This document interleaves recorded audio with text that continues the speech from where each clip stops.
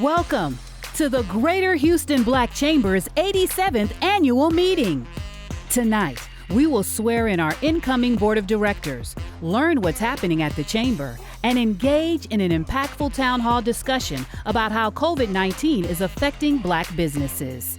And now, here is your host for the evening, Interim President Carol Guess. Thank you for joining us this evening for our 87th annual Greater Houston Black Chamber of Commerce annual meeting. The Greater Houston Black Chamber celebrates 87 years this year of serving you and our community through cutting-edge training, advocacy, and business opportunities. And we will proudly continue to do so this year. Thank you for taking the time to join us this evening to hear about what's happening at the Chamber and to welcome our 2022 Board of Directors and engage in a very important discussion regarding how our businesses have been impacted by COVID-19 and how we can effectively move our businesses forward. Before we start the evening's activities, I'd like to acknowledge some very special people, our stellar leadership team. Without them, the Chamber could not do half of the work that it does.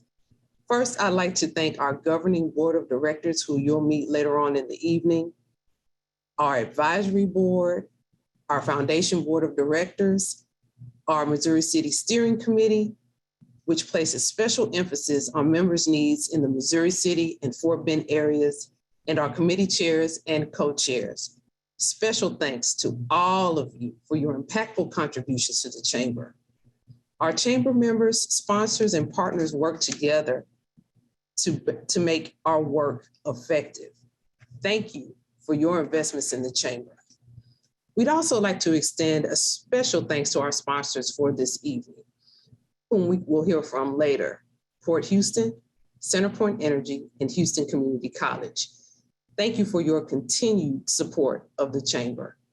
Finally, thank you to our elected officials who continue to advocate on behalf of our community, business, and industry to make sure that there is equality across the board for all.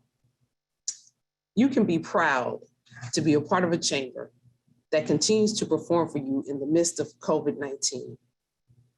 While our nation approaches 1 million deaths from this disease, and our hearts go out to each of you who had to deal with the fallout of losing a loved one and COVID-19 effects in general. We can find hope in the fact that we are still here. Your chamber has persevered, and so have the businesses represented here tonight. While our members continue to deal with market uncertainty, supply chain, and employment issues, we hear the wonderful stories of resilience that have come to mark Black businesses and our community as a whole as survivors. In spite of COVID-19, we have some wins from 2021 that we can be proud of. Last year, we solidified a groundbreaking deal with Chamber member, the Kyra Company, and a major university here in Houston that will bring our cohort program to life. In 2019, our board of directors approved our signature umbrella program, the Supporting Our Success Initiative, of which our cohort program is a part and is comprised of 4 pillars: capital resources, an e-learning database, the cohort program as aforementioned, and financial literacy training for business owners and consumers. The cohort and e-learning database will launch soon and will enable up to 30 Ghbc business owners in growth stage to receive training in customer service, operational finance, and human resource matters, among other areas, while our e-learning platform will provide on-demand training in these and many other areas, all designed to grow and expand your business and create wealth in our community. We look forward to providing programming under the SOS umbrella throughout this year. We were able to establish a rare partnership with United Airlines to bring our Buy Black directory to the masses for those traveling to Houston as part of our Buy Black initiative. Our members were exposed to thousands of people traveling to Houston, encouraging them to Buy Black while in town. Lastly, we were ecstatic to assist community favorite and nationally known chamber member Lucille's in purchasing the property that it stands on last year. It is an anomaly for a restaurant to own its own property. And along with chamber member Amegy Bank, we helped to make this a reality. This is an example of how the chamber works for its members, and we look forward to continuing to participate in success stories like this one. And we look forward to our members continuing to grow and thrive in this way. So, coming attractions. Our chamber motto is access, advocacy, and awareness for our members. And we will continue to bring you programming this year that supports our motto. You can look forward to chamber staples such as our successful Women in Business Conference, our Procurement Expo, and the Pinnacle Awards, which is in its 28th year. You will also hear from candidates vying for your votes next month, as well as public officials this year about matters that are very important to your business. Our first Men in Business Symposium will occur this year, where men will have the opportunity to hear from leaders in industry, network, exchange best practices, and form relationships that will assist them in increasing their bottom line. Please stay tuned to all of our social media platforms on Facebook, Instagram, and Twitter for up-to-the-minute updates regarding the happenings at the chamber. Also, please look for our members-only Buy Black directory, which will be digital this year. And we look forward to continuing our partnership with United Airlines, who's a chamber member, to strategically place our members in front of thousands of consumers traveling to the Houston area. In closing, know that your chamber is healthy, vibrant, and here for you.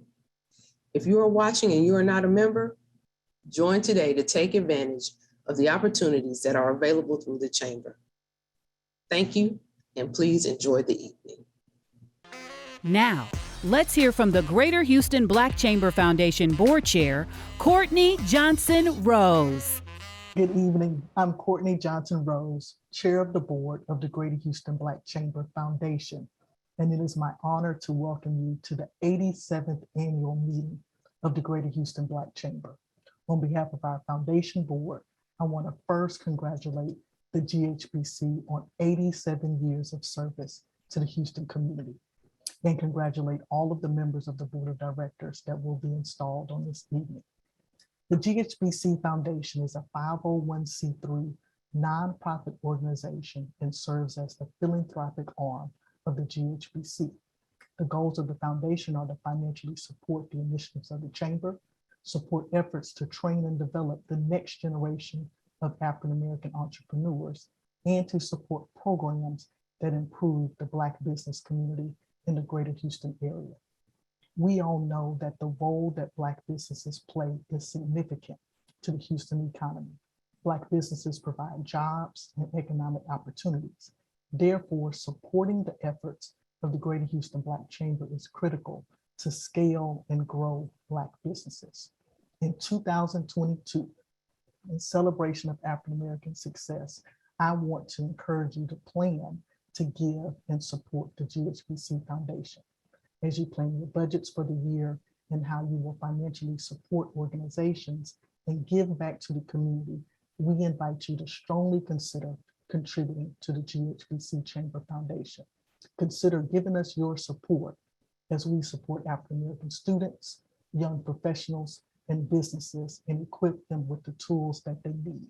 We appreciate your consideration, and we appreciate you being a part of this evening's historic event as we celebrate 87 years of impact to the Houston community. Enjoy the evening. Next, Reverend Dr. Lakeisha Barnett, Minister of Young Adults and Youth at Wheeler Avenue Baptist Church, provides our opening prayer. Good evening, and thank you for inviting me to be a part of this wonderful gathering. It is my privilege to pray for you, so please join me, pray with me. Our God, who is creator of all things, the one who holds the stars, the moon, all galaxies in your hand. We thank you for all the creativity and wonder and splendor of your very being, and that you've created us in your image and after your likeness. With that in mind, God, we are grateful that you give us the privilege of being a part of what you are doing to expand your kingdom, to meet needs, to provide services and products that will enhance the lives of others. You've given us innovation and creativity because that's part of who you are. And so we thank you for 87 years of this convening in the chamber, the Greater Houston Chamber of Commerce, and all that you have done through the many entities that have been a part of this collaboration, this collection of people who are seeking to do some good in the earth. Lord, we want to prosper, so we will not shy down from asking you to bless these businesses, bless these business owners with continual prosperity and health and wellness. Lord, not just for the sake of gaining more dollars, but for making a difference, for making an impact, for seeing needs and being able to fulfill them, for creating generational wealth, for lifting up marginalized communities, for impacting nations and generations. You are the God who gives us the power to gain wealth. And through that, you establish your covenant so that we would be people who represent you so well and can free up some others so that they can live an even more abundant life. Would you bless every person who will be a part of this convening, every person who will view it even days later, Lord, in every way that you are drawing people together to meet needs, to supply products, and to be innovative in the ways that we serve one another. I pray that your kingdom would come and your will be done in the earth as it is in heaven, where there is no bankruptcy, where there is no lack, where there is no reception, because you are Jehovah Jireh, the one who meets all of our needs. So grant favor and wisdom and blessing on all aspects of this gathering. And from it, I pray that there would be 87 more years of prosperity and productivity, not only for the individuals called to be used by you in service and business, but for those they will impact and create a long-lasting legacy that will be for your glory. Now, I ask these things in faith because we know you desire that we prosper and be in good health, even as our souls prosper. So let there be such deep spiritual and soul prosperity that it just floods out, it overflows into every other area of our lives. We thank you for this privilege to convene, and we trust that something not just good, but godly and great will come from it. In the name of Jesus, I ask all these things with thanksgiving and assurance that you do hear us and answer us when we pray. Amen. Thank you so much. God bless you. It is time to hear from our sponsors. The GHBC thanks our sponsors for their continued support of the Chamber. Here are messages from the Port Houston, Houston Community College, and Centerpoint Energy. Hello, greetings. My name is Maxine Buckles. I'm the Chief Business Equity Officer for Port Houston. And on behalf of Port Houston, we welcome you to the Greater Houston Black Chamber's 87th annual meeting. We fully support the Chamber's mission, vision, and values, and are proud to be a longtime supporter of the Chamber. We recognize that this relationship is truly a partnership. Port Houston and Houston's success could not have happened without the impact of small, minority, and women-owned businesses.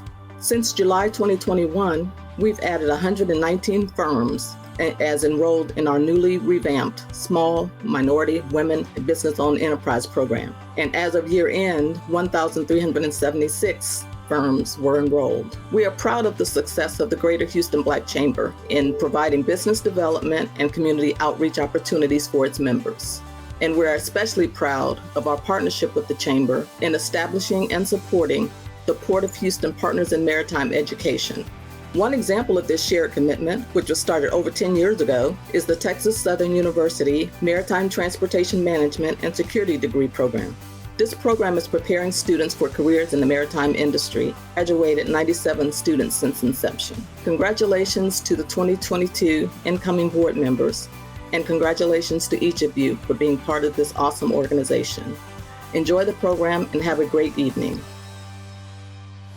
The HCC Small Business Development Program is proud to support the Greater Houston Black Chamber's 87th annual meeting and swearing-in ceremony. The Small Business Development Program is a goal-oriented program that ensures our local small businesses have the opportunity to participate in contracting and procurement opportunities at HCC.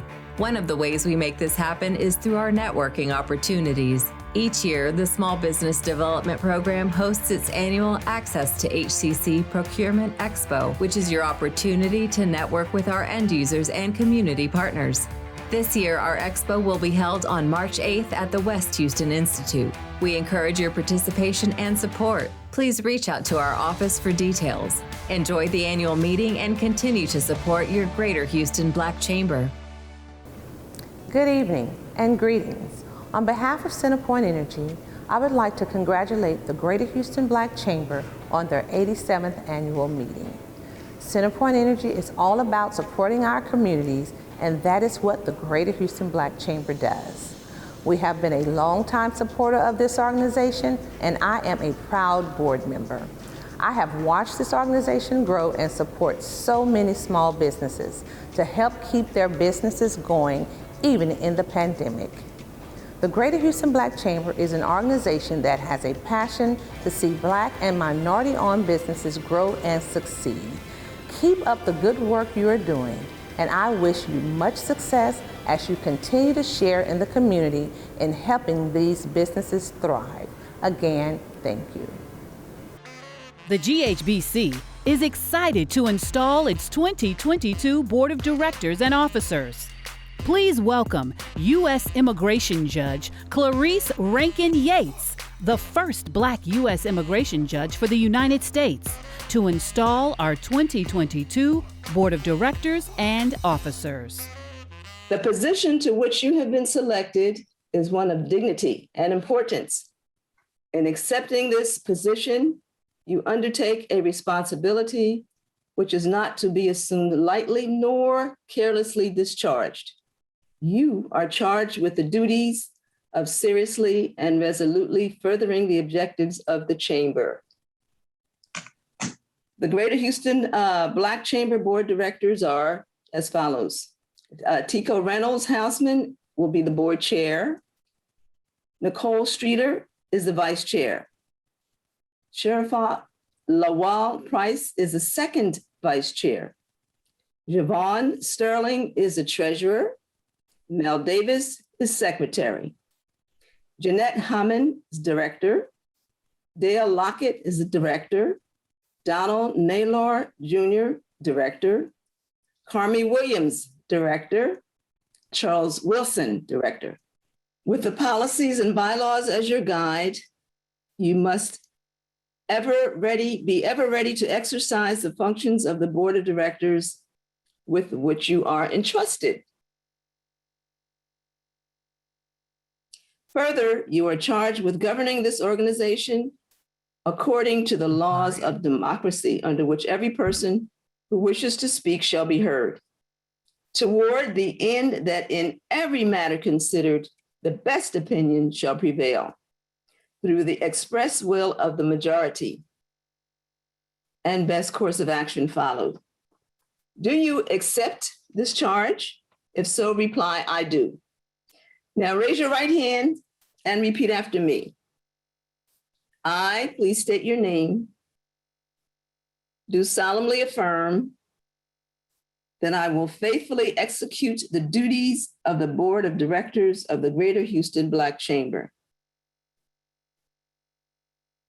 and will, to the best of my ability, serve as a living example of this organization's philosophy and beliefs. I see they're speaking. Congratulations. Thank you. Congratulations to our 2022 Board of Directors and Officers. We look forward to your leadership.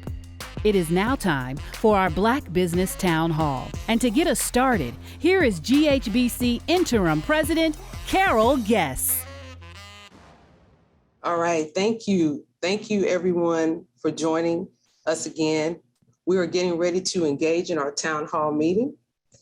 And I believe just about all of us are ready to place COVID-19 behind us. However, with new variants able to show up at any moment, all of us are doing the best we can to cope with the challenges of not knowing when new versions of this enemy will show up and what its after effects may be. according to the U.S. Black Chamber of Commerce 2021 Black Print Report. And I quote, "As the pandemic continues to rage into this new year, the notion of economic uncertainty among Black business owners remains. The U.S. Chamber's December 2020 survey found that over half of minority-owned business owners are very concerned of the virus's impact on local economies. Moreover, 2/3 of these firm owners are increasingly concerned about the virus's impact on the small business community." And I end quote. Through tonight's town hall discussion, our goal is to address some of these concerns with practical solutions. We will hear from a few of our member businesses about their challenges, but also best practices they have employed to keep their businesses afloat. Their stories are common to our member businesses, and what we offer tonight is not a foolproof plan, but the sharing of information in hopes of making it a little bit easier for you to do business in our local economy and beyond. This discussion has the ability to become very lively, as we've seen tonight, and we invite you to place any question you may have in the chat areas provided on tonight's platforms. Due to time constraints, we will not get to every question tonight, and we ask that any comments or questions you have be respectful and professional. We look forward to this conversation, and here with us to discuss these topics are a stellar panel. First, we have Dorian Koppel. He's the Vice President, Houston and Central Texas Global Philanthropy, JP Morgan Chase & Company.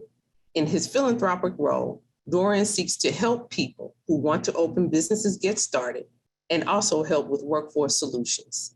Next, we have Kimberly Evans. She serves as Vice President and Community Manager at Chase.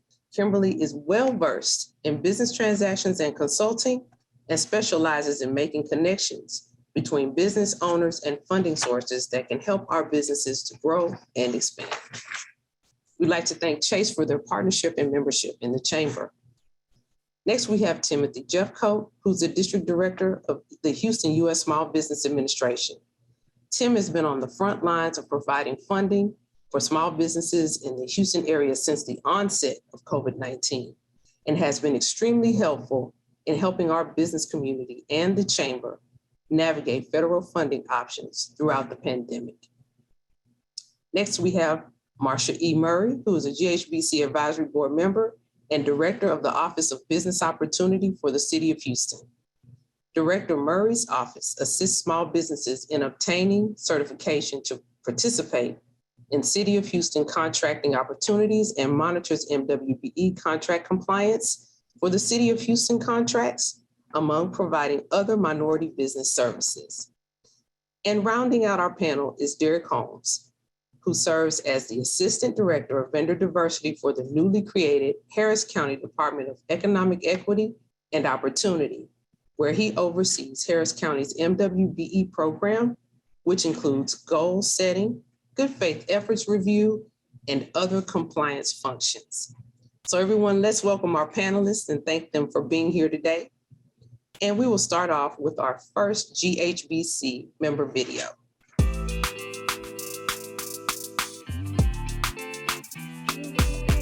Hi, my name is Deanna Laster, President and CEO of Deanna Michelle.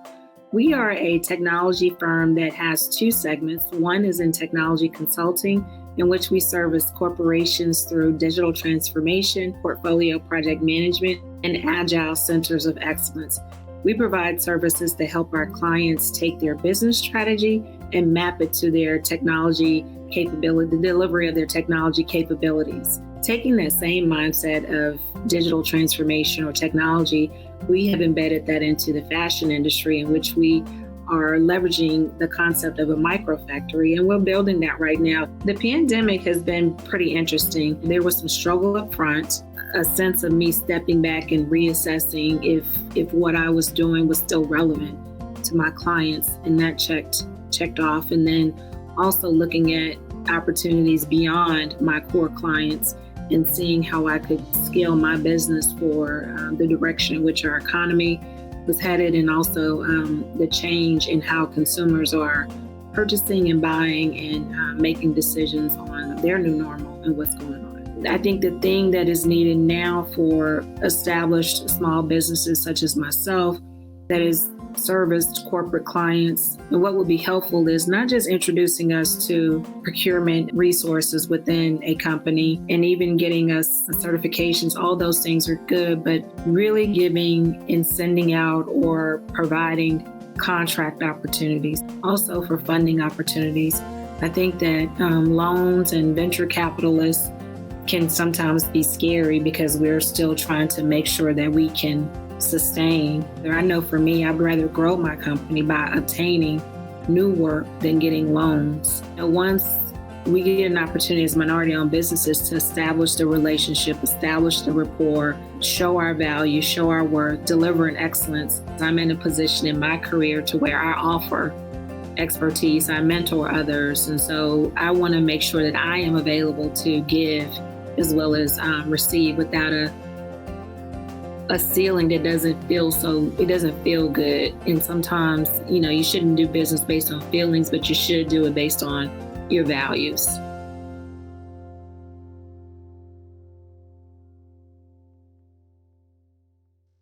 All right, we heard from Deanna Michelle, and she has a business that has been around for a little bit.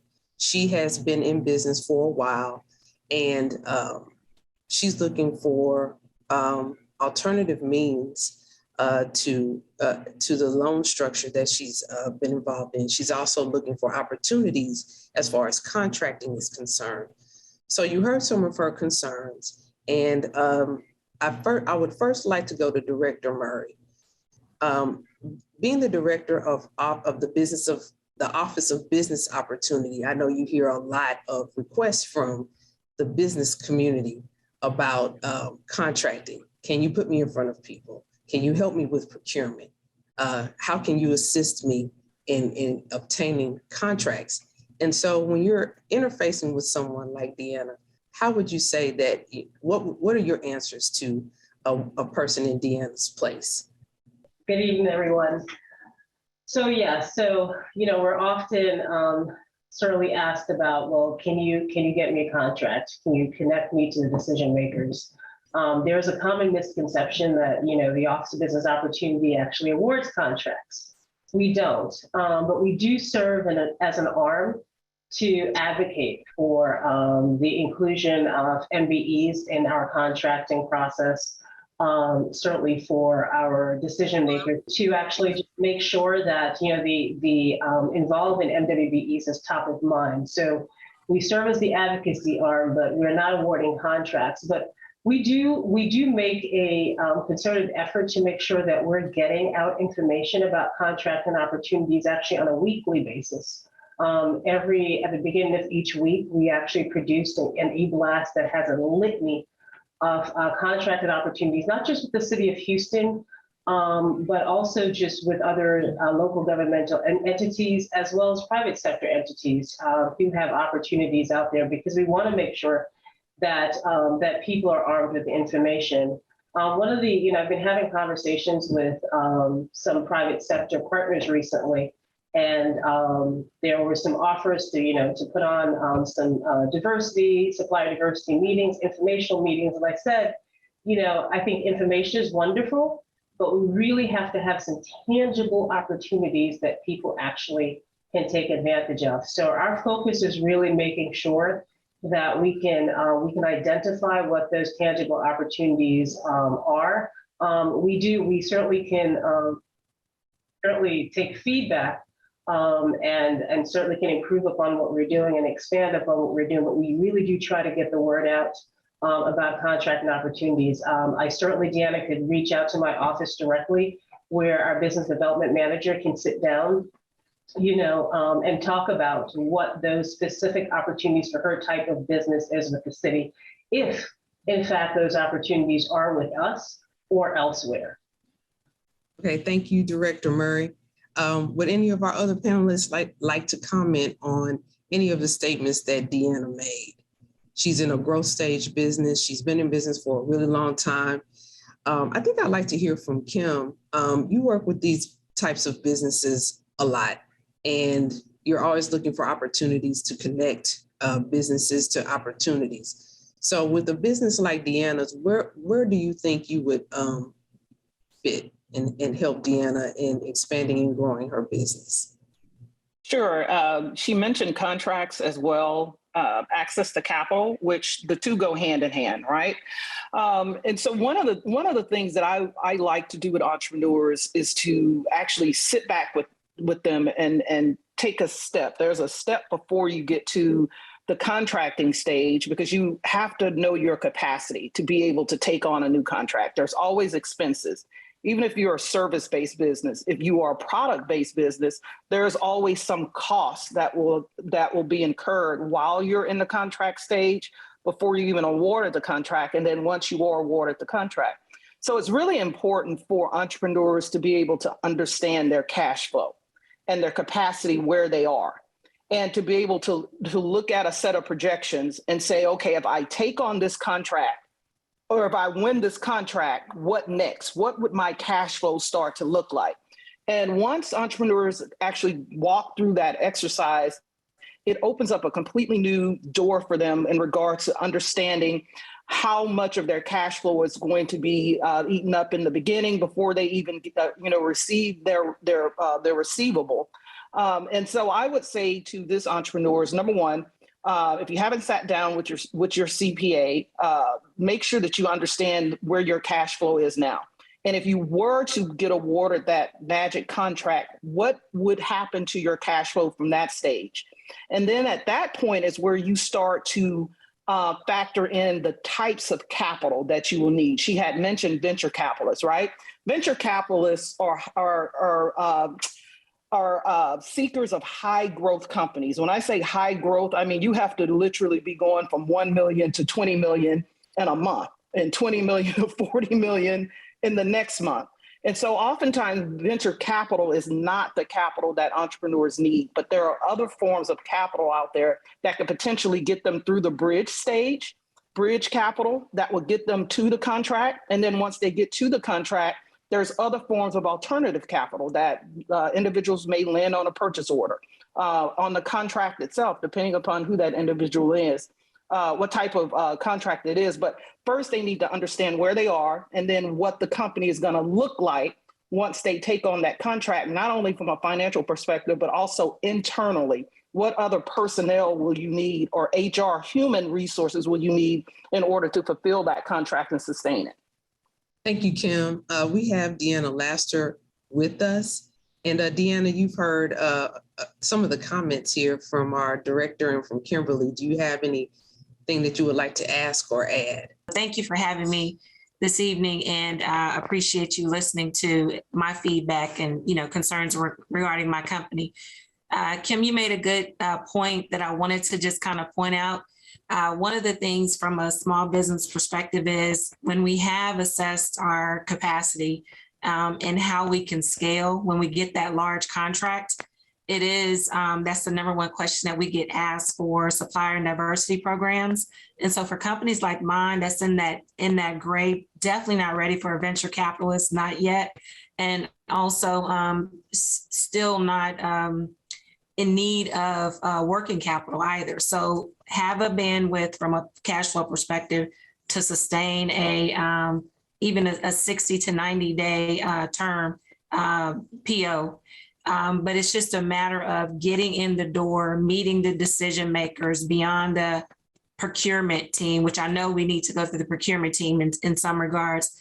But when we're ready, we have the capacity, we understand how we can scale, but getting the opportunity to either sub in some cases for Fortune 500 companies. And oftentimes I found when I'm in there for some of the clients for past performance, I may outperform the prime. So I'm in the capacity check, understand my financial statements check, have been through one or two accelerators check. And so, but then it's like, okay, go through more workshops. Okay, go through this incubator, go through this. Okay, pitch this. So I'm probably not making a good example because I'm not briefing some of the things that I've learned, but I'm very passionate about it. So definitely would love to connect offline, but some of us are beyond the point of programs. And I would say, you're in that gray area. And you're absolutely correct. And that's where companies like yourself should also start to look at the ability to grow through acquisitions and mergers and joint ventures, because you're not quite large enough, like you said, to really get the attention, of those large procurement contracts that would come from the larger companies, but you're beyond the stages of being a startup, right? You have some really good disciplines in your company. Mm-hmm. And that is an area whereby we as entrepreneurs really fall short, because you're not the only one. The other guys that also aren't brown and the other women who also aren't brown have been exactly where you are. But one of the things other communities have done well is that they figured out that if I'm not quite large enough, I'm going to go over here and connect with this other company. We're going to form a larger company through just basic LOIs, MOUs, contracts, so on and so forth. They agree on who's going to be the one that's going to go after that contract, and together they fulfill it. And so now you go from being a little guy to a medium-sized guy, and you're able to get to the table to have those conversations. And that is what you want to do, is get to the table. And in order to get to the table, oftentimes you have to fatten yourself up. And that is by looking larger than what you came in as. And I know oftentimes people don't want to hear that, but that is really how the others start to move up the rungs on the ladder. I'm there. What you just said, I'm exactly there. And we tend to be the sub in those opportunities, which is fine. But it also comes with some limitations. Once we get to the table, our expertise may exceed the prime, which kind of gets into a whole nother probably topic. But I'm right where you just described. But I would love to find opportunities for my company to partner with larger companies that are in the same space or going after a similar or the same target market. Thank you, Deanna. Would any of our other panelists like to weigh in? Carol, it's Tim Jeffco with the SBA. Hi, Deanna. I'll make this quick because I know we don't have all night. But one thing that you might think about with the technology consulting that you offer, the federal government pays millions of dollars of things every year. Here in Houston, just last year, $202 million worth of contracts only to women-owned small businesses. That's a category in federal contracts that you might take a look at exploiting. There's not a lot of competition. You're only competing with firms very similar to yours. And the federal government has a goal of a certain percentage. It depends on the category. In your case, 5% of all federal contracts go to women-owned businesses every year. And right now that is being increased.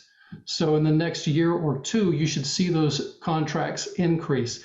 And the average size contract that the firms we work with here in Houston receives each year is around a $3 million contract. That's, for many firms, that's a life-changing contract. Thank you. So that is something to consider. And I'd be happy to help you do that.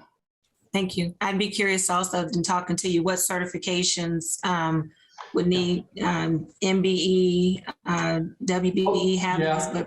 There is a federal certification for a women-owned small business, and there's also one called a disadvantaged women-owned small business, which gets you into even more contract categories. Those aren't real tough certifications to do. You've got several organizations here in town that can hold your hand through the process. The University of Houston PTAC is one of those. WBEA Women's Business Center is one of those. Mm-hmm. And the Greater Houston Women's Chamber Women's Business Center can also help you. And my staff speaks about it probably at least twice a month. And I've got 3 people on my team that this is all they do, is help small businesses grow with federal contracts. Got it. And you're saying that, is it the WOSB? Yes, Women Owned Small Business. I actually have that, so I need to tap further into it. I have that certification. Right. So now the idea is to figure out how to exploit that to get you these contracts. Okay. Thank you. You're welcome. Carol, I just wanted to add that to do business with Harris County, all contractors need to be registered through Bonfire. We take MBE, WB from the city of Houston. We take DBE, Hub, and 8A certifications within our MWB program. I think it would be good for you to register with Bonfire so that you can see opportunities. you'll want to look at the Universal Service Department. That's who handles our IT at Harris County, and they are committed to working with more MWBEs. We've only been setting goals for about 8 months. So if you register with Bonfire and start seeing those notifications, you'll probably see some opportunities coming up soon. Thank you so much. Great information. I'm sure that was information that all of our members can use. And thank you, Deanna, for allowing us to share your story and have great conversation around it. So now we'll go to the second member video, which is Ms. Vera Mcdonald.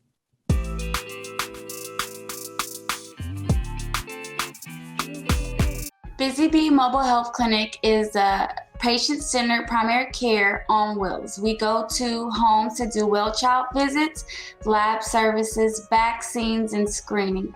We also go to schools and we service ages 0 to 21. We want to make healthcare more accessible, and we see patients in Houston and surrounding area. So Busy Bee Mobile Health Clinic was basically birthed from COVID. Everybody was out of the office, so getting things done and reaching the people that we needed to reach was so hard. Doing a startup in the middle of COVID was one of the hardest things that I've done in my life, but I knew it was possible, and I knew the end game, that I wanted these children to be vaccinated, and I knew that we can get in the mobile unit and we could take it to them. One of the biggest issues was funding, seeking funding and getting funding. We initiated SBA, but we were not able to get it followed through because a lot of the resources and energy were placed on the PPP. And it was really difficult because a lot of the banks were closed, and we've only built relationships with these large banks. So we didn't necessarily have that relationship with the bank. But I learned as time went, the relationships for anything, hands down, is number one when it comes to starting up any business. The business community can help support Busy Bee Mobile Health Clinic by helping us with the grant writing process. Another thing is finding staff. And then lastly, how to create a marketing pipeline for more exposure. How can we make the community more aware of our services, what we do and what we can offer the community?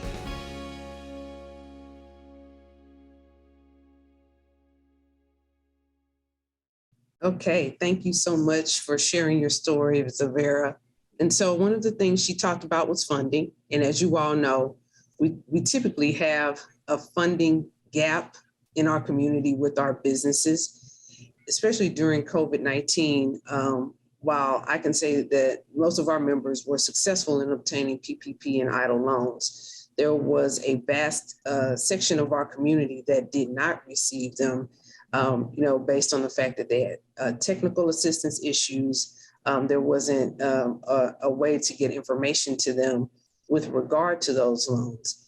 And then also thinking beyond the pandemic, I want to just talk about some ways in which we can help businesses like Vera Mcdonald grow and expand her business. She's interested in reaching a larger market, and of course, having funding will assist her in doing that.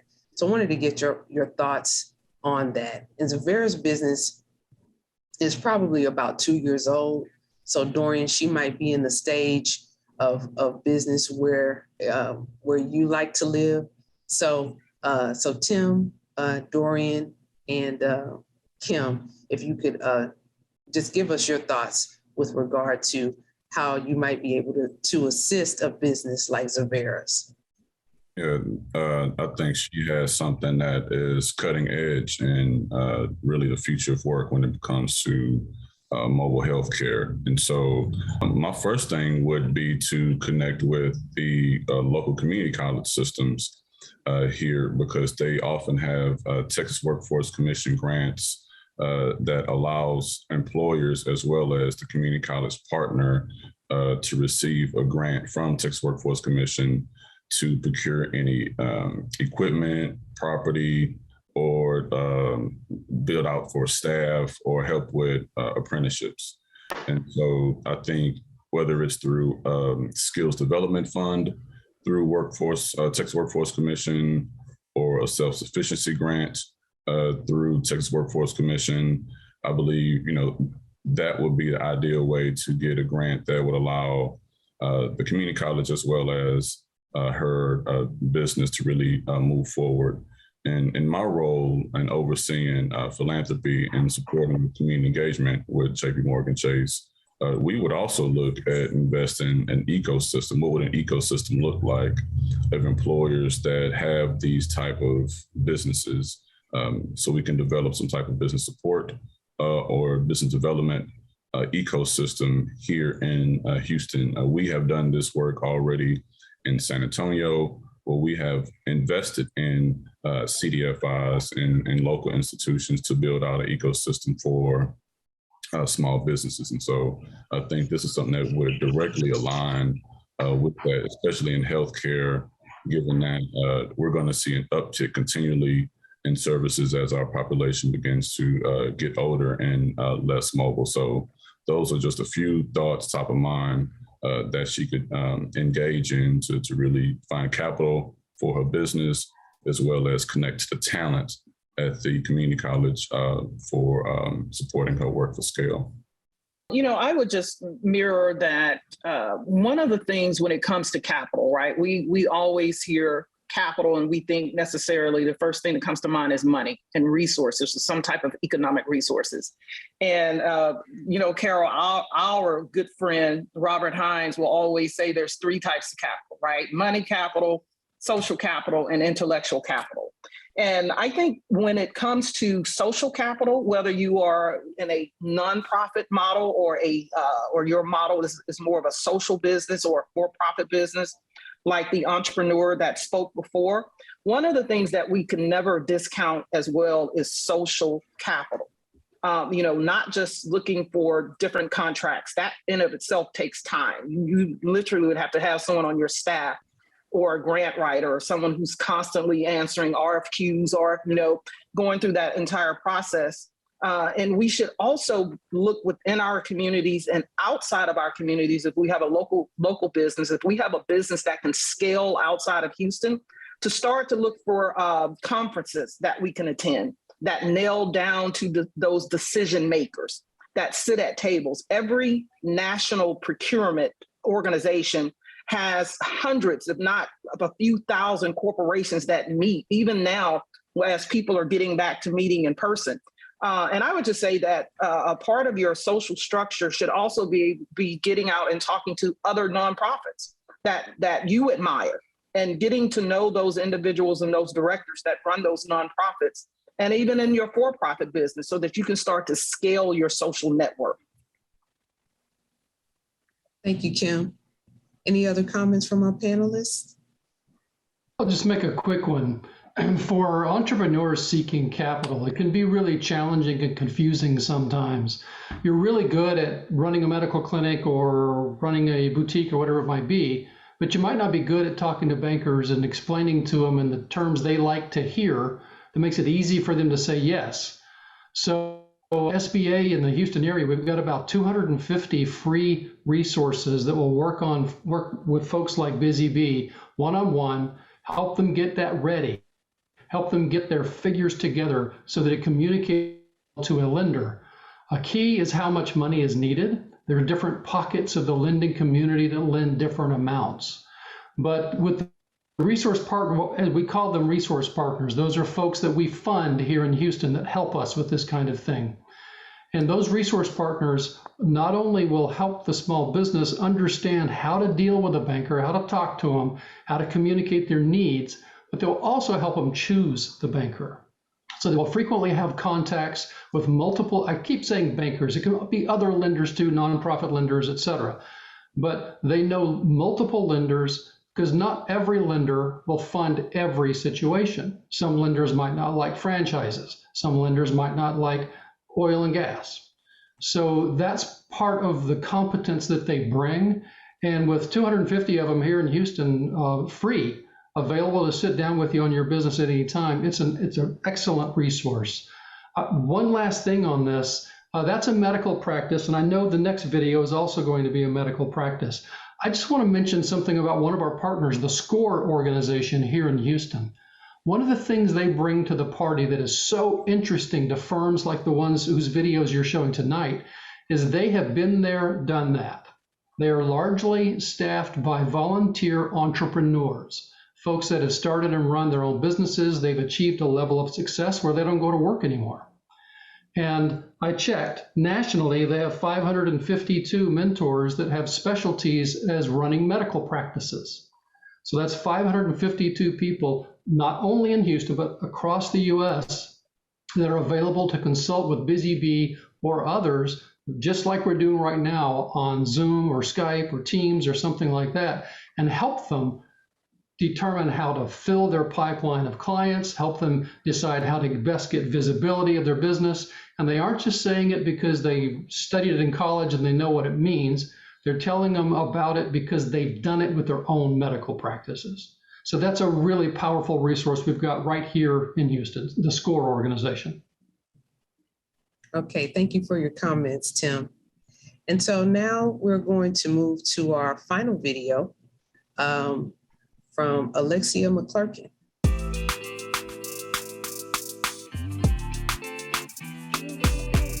I am Dr. Alexia McClurkin, and I'm the owner of the wellness brand. So the beauty and wellness, as well as the sports and wellness doc. So we have an integrated practice that incorporates chiropractic medicine as well as nursing and aesthetics. So we offer chiropractic care, IV hydration, hyperbaric chamber, Botox, dermal fillers. We also do microneedling and PDO threads. We serve everyone from diaper to diaper. So that means if we serve babies all the way up until the elderly community, because what we want to do is we want to not exclude anybody. We want everyone to feel like, hey, I can go there and get the type of care that I need, and having a one-stop self-care destination.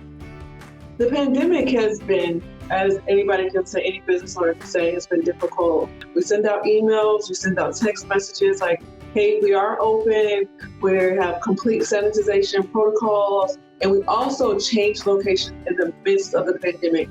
So that was also rough because our overhead almost tripled. There are a lot of resources out there available for Black women business owners and for minority-owned business owners, but they're leaving out the medical field. And I feel like that for us as like chiropractors and then also medical business owners, they're like, oh, well, they don't really need it, they have the money. But we have the highest student loan debt out there. And we kind of get looked over. So being able to be in those newsletters, being able to be in those e-blasts, being able to speak at the conferences, telling people like, listen, chiropractic is very beneficial for you. It's also going to help increase your productivity and decrease your fatigue and also decrease your pain. I feel like that we need more of a voice out there for us.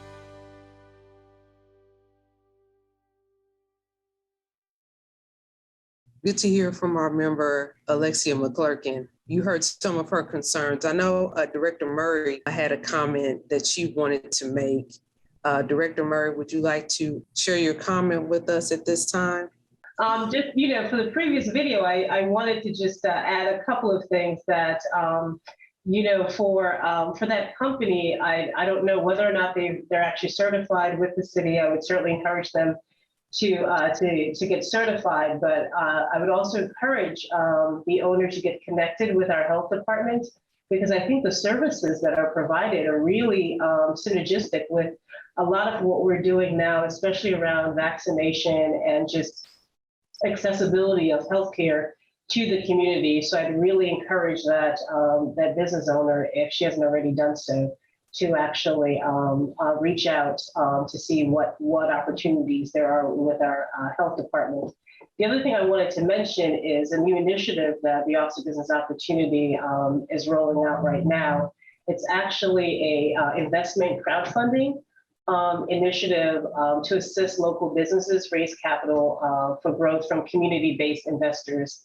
And so we're partnering with WeFunder, who facilitates these types of crowdfunding investments. So we are identifying businesses that can participate, that we can handhold through the process. So I'd certainly love to hear if there are any businesses that are participating tonight that would like to be a part of that initiative. Again, very customized hand-holding process that will be undertaken for this initiative. So thanks, Carol, for coming back to me. Absolutely, absolutely. Okay, and so we have Dr. McClurkin with us this evening, and I think she is wanting to share a few thoughts, some additional thoughts about her particular business. Thank you so much. I wanted to ask you again, what was the name of the crowdfunding? Because I didn't catch it. So the partner that we have is WeFunder. They're actually basically assisting us in the process once we've identified business wins, helping the businesses through the entire process of the full cycle of investment crowdfunding. Okay, me as in like me, I am me funder. Oh, we, WE funder. Oh, we, okay. We. Okay, awesome. And then thank you for presenting the idea about, so I'm certified with the City of Houston, but also getting with the health department, because me being a registered nurse as well as a soon to be nurse practitioner, it allows me to be able to get out there more and be able to talk about heart health, breast cancer awareness, those type of things, and being able to, especially for our low income population that have Medicare and Medicaid, and we have so many practitioners that don't take it or are not in network with it, and me being able to help them, like, okay, here, let me help you get this prescription for a lot less than get you a generic. That will really help kind of bring down that, because now what I'm noticing, especially with my patients, is that there's so many more patients younger and younger in their 20s and 30s with high blood pressure. And they're like, oh no, it's fine. Yeah, I got the prescription, but I'll get it later. Oh no, I can't afford it. So providing those options for them will be really great. And I think that would be a great opportunity to partner with the health department. Okay, well, reach out directly to my office and we can talk further about that. Okay, awesome. Okay. Thank you. And thank you so much, Carol. Yes, no worries. This is what we're here for, to try to get some solutions to issues. But one of the things that we talked about as an alternative source of funding was crowdfunding. That's one of the terms that came up in this discussion. And Kim, I know you have a lot of experience as far as bridging the gap with regard to funding opportunities. You're consistently talking about different ways that businesses can fund themselves. So could you talk a little bit about crowdsourcing and crowdfunding to enable? Sure. Yeah, I mean, crowdfunding, crowdsourcing, it also falls in the wheelhouse of what, called peer-to-peer funding. And it really is still steps involved with that. There are successful crowdfund campaigns and there's not so successful crowdfunding campaigns. There's campaigns that have a dedicated audience, and then there's crowdfunding campaigns that will have an open audience. And when I say dedicated audience, that's when you know that there is a fund that's being set up similar to what the city has done. And there's already an audience of potential investors or sources of funding that have said, hey, I want to be able to support social causes in the city, so on and so forth. And so there's already a list or a prospective list of individuals who could potentially start to add monies to that pool of funds, which is completely different than oftentimes what we hear people doing crowdfunding, and they're putting out calls to action on social media saying, hey, I got this widget or I have this service and I want to raise money. And oftentimes it kind of falls into, depending upon where you are in the stage of your company, your seed round or your friends and family round of funding. So it can take on different nuances, and depending upon also the amount of money that you are raising, there could also be some other legal things that you have to take account of, such as Reg D, and depending upon how you're raising that money, having accredited investors and things of that nature. And so, aside from the one-offs of individuals who claim that they raise, $1 million+ on the internet, most crowd funds that aren't a direct crowd fund that's, for instance, is organized, like the one that's being organized by the city, I believe, or the Office of Business Opportunity. I hope I'm not misquoting anyone, are not successful. And so I don't want people to think that it's a way of just going out there and raising a bunch of money at one time. It really takes a lot of due diligence on the front end and working with teams of people who have actually successfully done a crowdfund campaign. Thank you. Thank you for giving us that background. And Dorian, I wanted to ask you, with regard to Chase's program in philanthropy and helping businesses get started, what is your thought process with regard to the assistance that you provide as far as funding? We know crowdsourcing is one source, but can you explain how Chase assists small businesses like Alexia's or like the ones that want to get started? How can Chase assist? Yeah, we can assist in a number of ways, through an ecosystem building, like I spoke earlier of, some nonprofits are tied to for-profit companies. And, we work hand in hand in that regard. So if you're a for-profit and you have a 501c3 connected to it, we can invest in a 501c3 for some capacity building for an ecosystem along the lines of healthcare. If you're bringing other employers to the table to work together as a system to go for larger dollars or go for larger loans. One thing that I wanted to mention as well, the Harris County Public Library System and the Houston Public Library System are two entities that I would encourage all small businesses to look into partnering with, because the Harris County Public Library System has the mobile units and the mobile vans, and they go into the communities. And so if you're able to share information or partner with Harris County or even the Houston Public Library System, these will be two good entities to really get information out into the community. In addition, we have our public workforce system, Workforce Solutions, where if you have a registered apprenticeship or you're looking to start a registered apprenticeship, you can get up to half or 75% off of your staff, and you get reimbursement for that, for those apprentices that you pick up. And so this is a cost saving measure while you're going through the process of going through a loan application or trying to scale and build out your portfolio.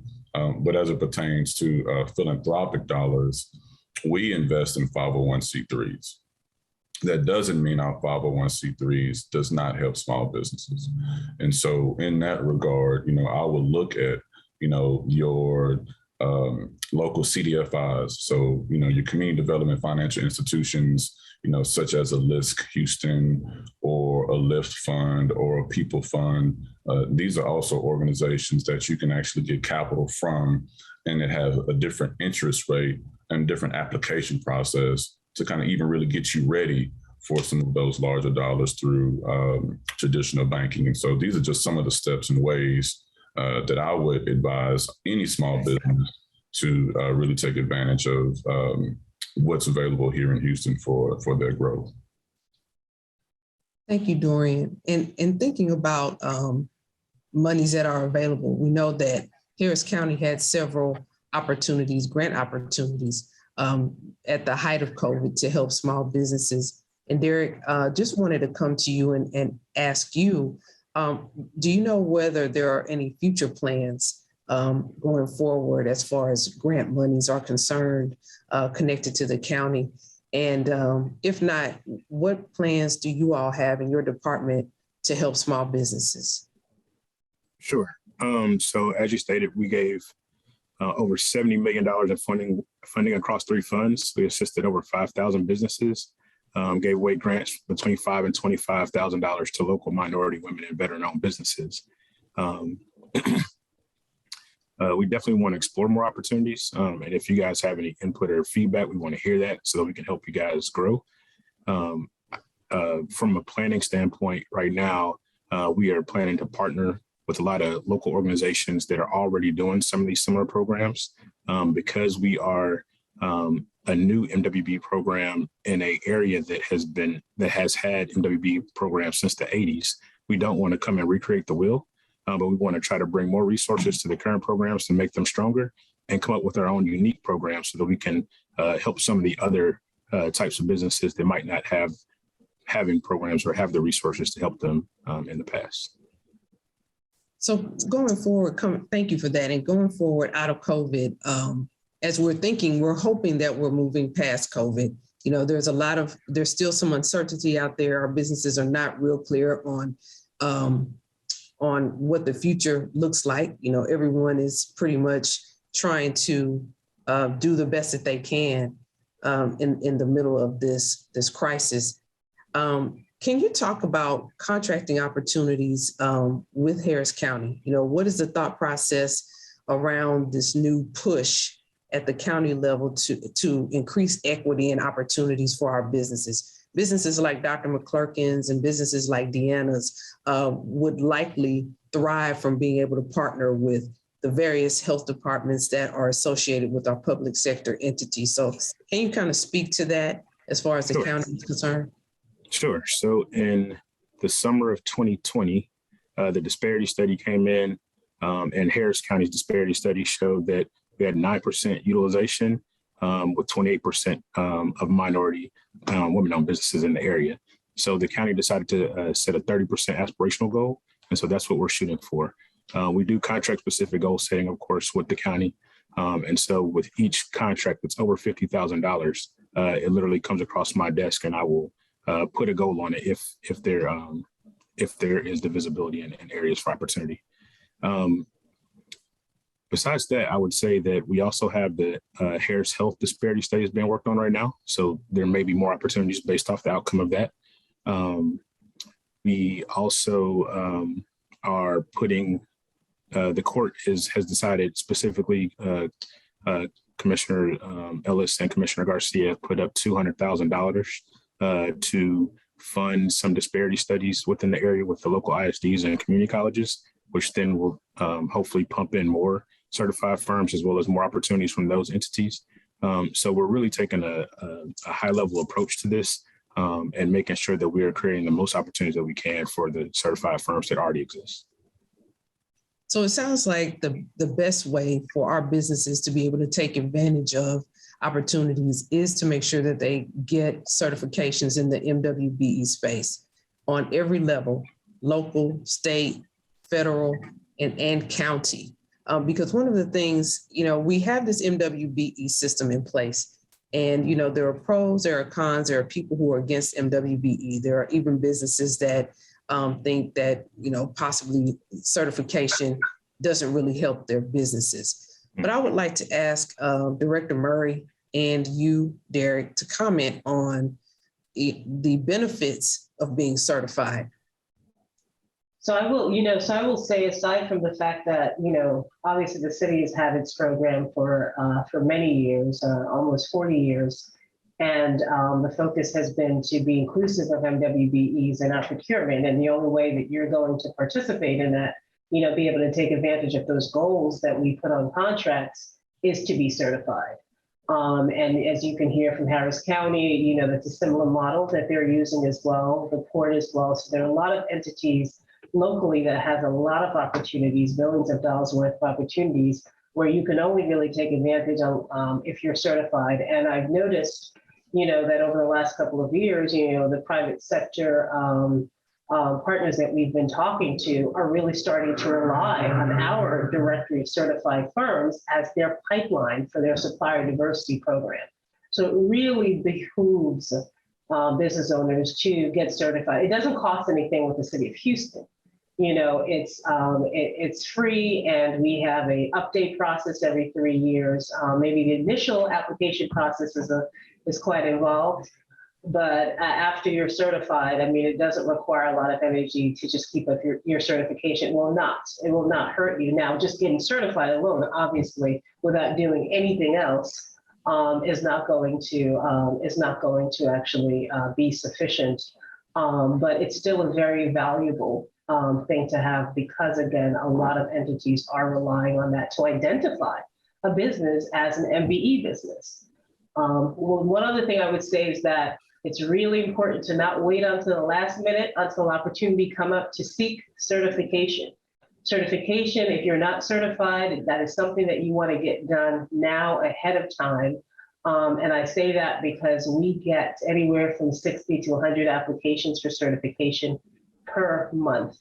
And it takes a while to get through those applications. So I'm often asked about expediting certifications, and unless there is very few instances in which that will actually happen. So I would certainly just encourage companies who are not certified to just kind of get ahead and get it done.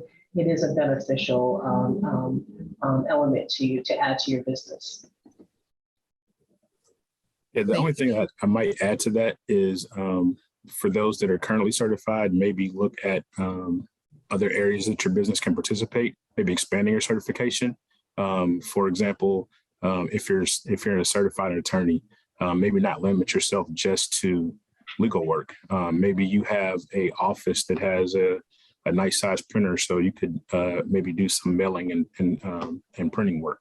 So just look at all of the things that your business can do, and don't rely on just the government contracts, but just look at everything that you might be able to participate on government contracts as well. Thank you, Derek. And I'd just like to ask Tim, the SBA is on the federal level. Yep. And could you speak to the benefits of certification with federal contracting? You know, I get around Houston a fair amount, and I talk to lots of entrepreneurs, and they always say, what certification do I need? What should I do? The answer is always, what are you going to do with it? If you want to pursue contracts with the city of Houston, then you want to focus on the certifications that help you with that. The rest of them are irrelevant. They might make you feel good about yourself, but they're not going to help you get any business. In the case of the federal government, there's three main certifications. There's the women-owned small business I talked about, very valuable. There's some steps you want to take in order to make sure it's well suited for you, because doing business with the federal government is not always simple, but it can be quite lucrative. There is a historically underutilized business zone certification, or called Hubzone. It's not the same as Texas Hub. It's completely different. And it's just strictly geographically based. If you're located in an area that is historically underutilized, there's all kinds of advantages you can get with that. And it's a relatively simple certification to pursue. Again, most importantly, before you pursue the certification, you want to have developed a plan on how you're going to go turn that into cash. How are you going to turn that into contracts from the federal government? And then the third, which I would argue is the very best, and it is not simple to get, is the SBA 8A certification. It's outstanding. Wonderful woman who you'll all hear more about soon because she's winning some awards from the SBA. Denise Navarro down in League City, Texas, started her business with just a handful of folks. She got a women-owned small business certification, an 8A certification, and then she didn't sleep for 9 years because she went out pursuing contracts. In those 9 years, she got $150 million worth of federal contracts and grew to 500 employees. It's possible.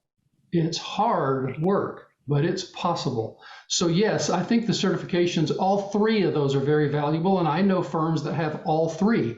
And if you understand how to use them to pursue contracts, the idea is instead of competing with 1,000 people for a big federal contract, through certifications, get to where you compete with 3. Then you got a 33% chance of winning. So if you use the contracts wisely, they're absolutely worth every ounce of effort it takes to get them. But first, you want to have a business plan on how to grow and how to pursue and win the contracts that are behind them. The certification will only open the door.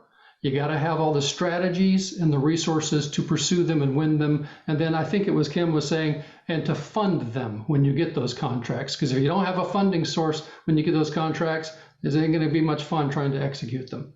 But they are terrific, and they can be life-changing. And I know Deanna Laster, one of our presenters, has a comment she'd like to make.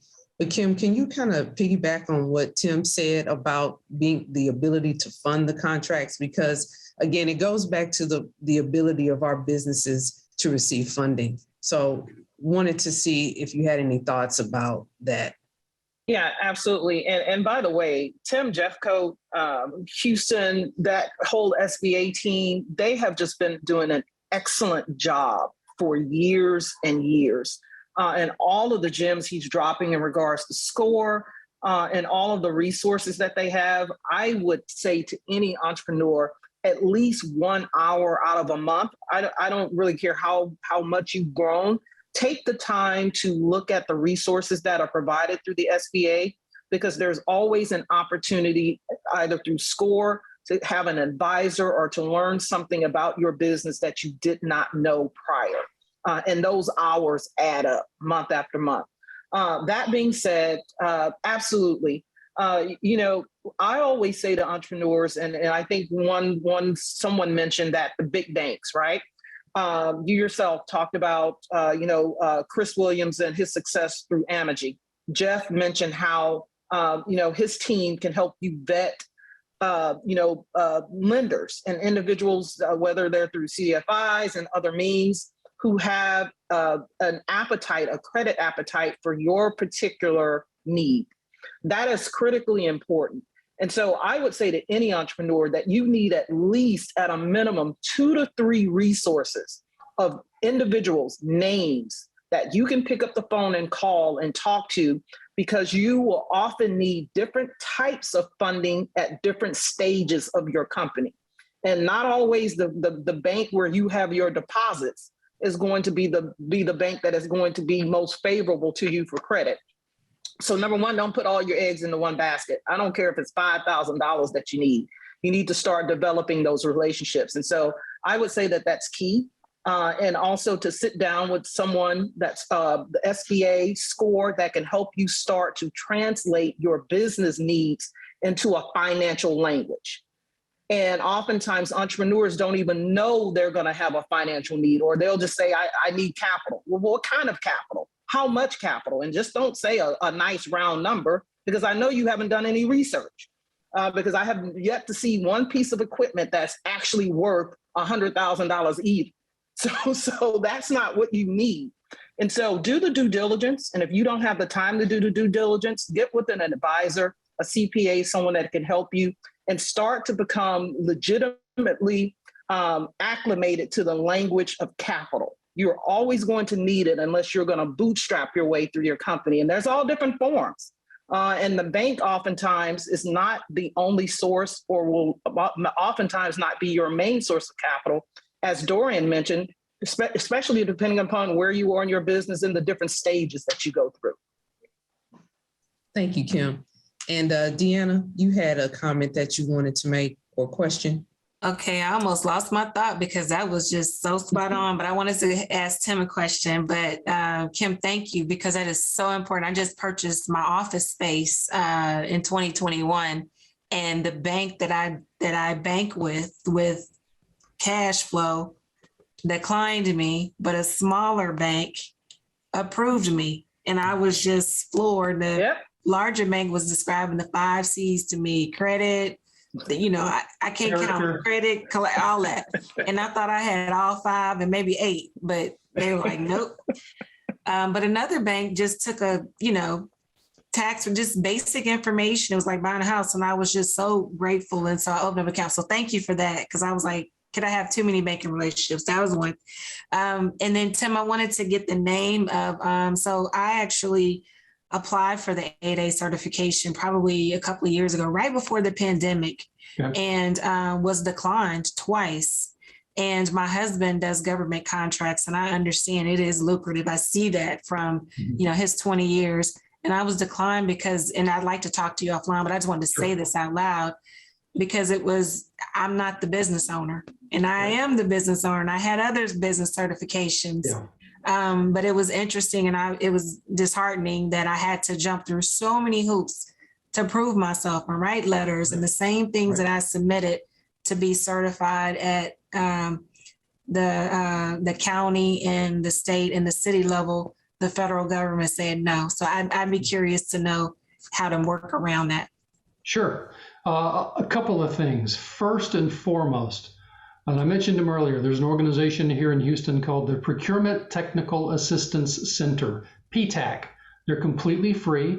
They're funded by the government, not by the SBA in this case, but they are close partners of ours, and they're wonderful. Folks at the PTAC will sit down with you one-on-one and help you figure out what went wrong with your 8A application. It's not always obvious. 8A is in one respect is tough because it's meant to benefit Deanna, and somebody else might try to apply, and model as if they are Deanna or as if they are Carol Guess. And the whole point is to make sure that the right people that the program is intended for get approved for the program. The negative to that is it means there's a lot of hurdles you go through, and sometimes it makes it difficult to get approved. So the PTAC is really good at that, and you can always contact my office. As I mentioned, I've got 3 folks on staff. This is all they do. Once you get certified, they are the ones that help you through the program and help you find the opportunities and help you grow. But of course, they know what it takes to get 8A certified as well, and they can help you also. And Carol, I've got the floor. I want to say one quick thing, okay?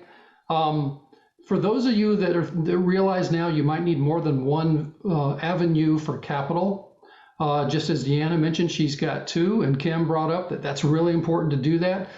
The SBA, through a wonderful gentleman that works for me, some of you might know, named Winston LeBay, we put together programs about every 2 weeks that introduces you to the best small business lenders in Houston.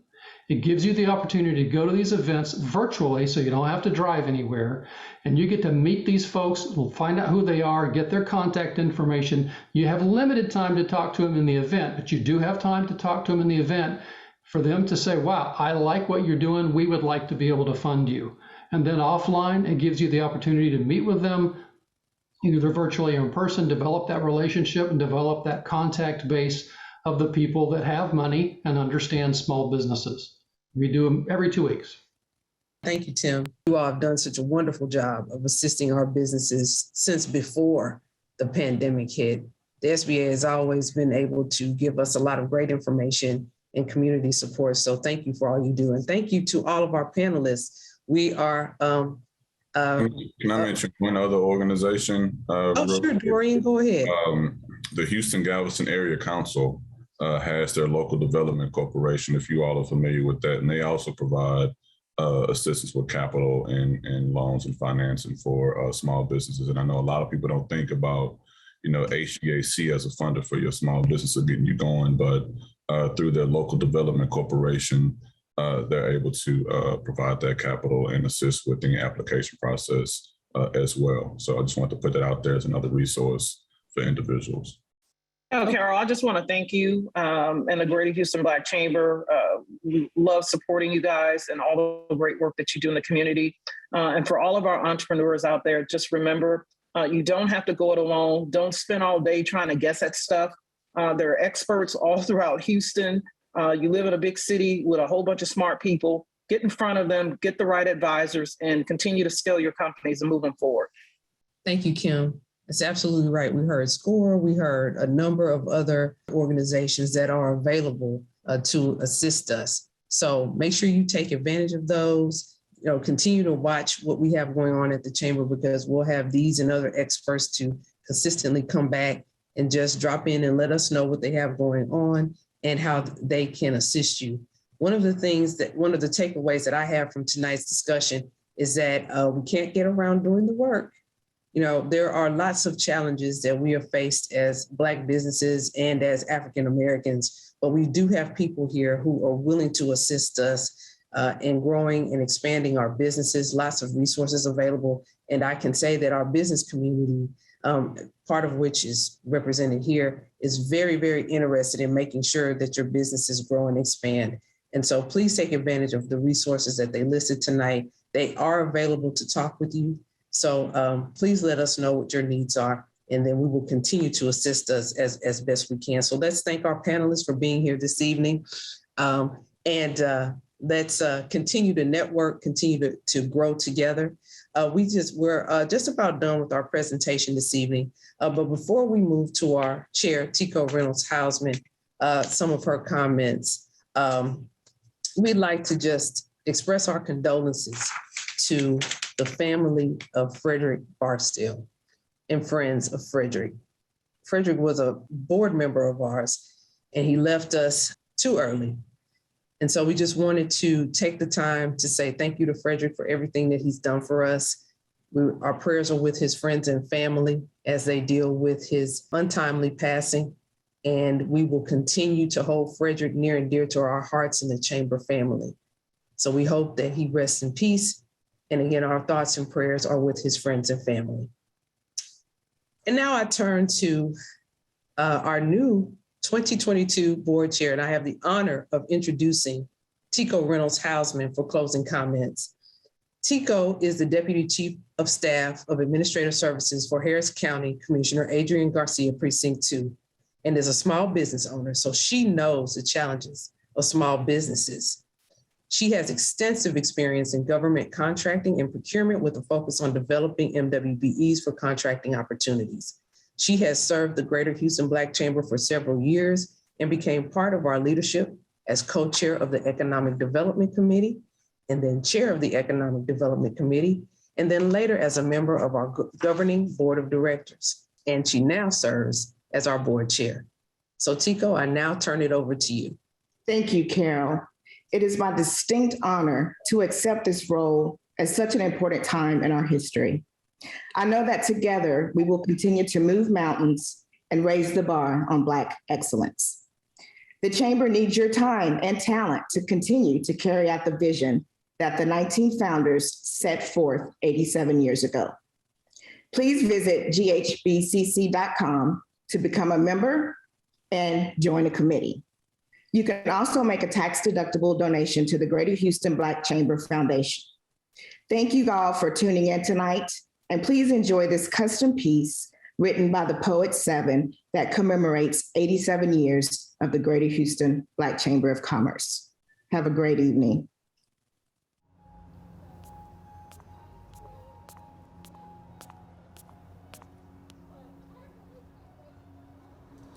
In 1935, I wonder who initially had the grit and unmitigated gall, the genius, the gumption and guts to recognize our people needed a seat at the table and answer the call. In a photo, I counted 19 assembled to accomplish this deed. A group of men became super friends and formed their own Justice League. Some people would say that they should pull themselves up by their bootstraps. I don't want to hear that crap. Simple math. After slavery ended in Texas, in just 70 years, we significantly closed the wealth gap. If in Texas, slavery ended in 1865 on 6/19, and the chamber was founded in 1935, see what I mean? You don't see what I mean. I mean, it's almost insulting to listen to everyone so about their green, about their dreams and income streams and getting to the cream, and their whole team gets the bag, gets the coins, gets the purse. Whatever works. Greater Houston Black Chamber of Commerce did it first. And for all that it's worth, salt of the earth. And this is nothing but the truth. Not only did these men do business, but when they did business, they did it in suits. Remember when refinement made you timeless and integrity was important.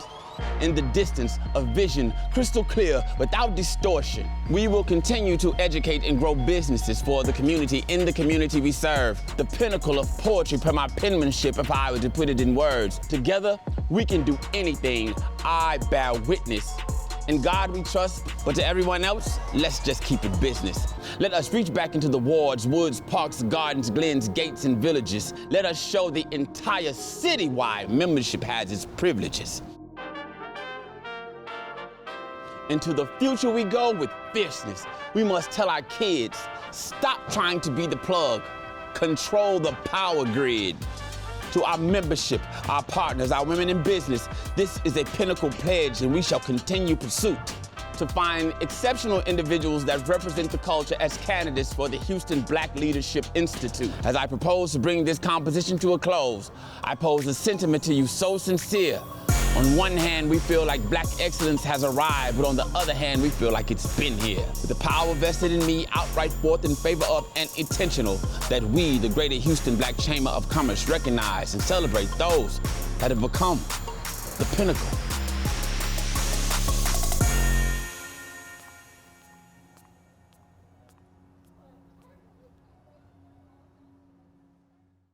Thank you for joining us for the Greater Houston Black Chamber's 87th Annual Meeting and Black Business Town Hall. We hope that you've enjoyed your time with us. Become a member today at www.ghbcc.com to support our efforts and learn more about the Greater Houston Black Chamber. Make it a great year.